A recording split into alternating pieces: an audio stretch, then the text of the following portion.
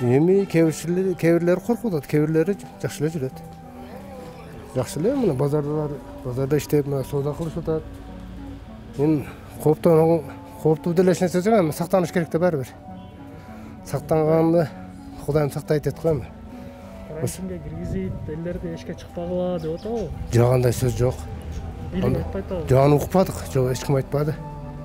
Карантин кылган эч ким жок, ана бар жүрүп атпайбы элдер көчөдө эле.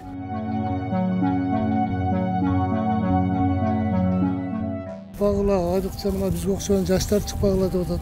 Карлар 60-тан ашкан. Кириş чыгыш жок болуп атат барганча. Күнөн күнгө мына мисалы Телманды жаптыр бүгүн. Көкбелди жаптыр. Көрбөйт го, ошондой паника болуп атат.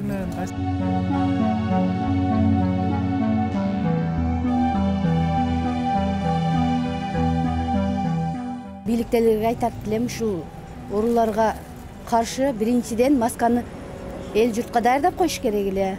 Маска жок, вообще маска дегенин өзү жок, дары дегенин өзү жок. Биринчи ошолорду алдын ала даярдаш керек эле. Эмне кылып отурат, иштешпей?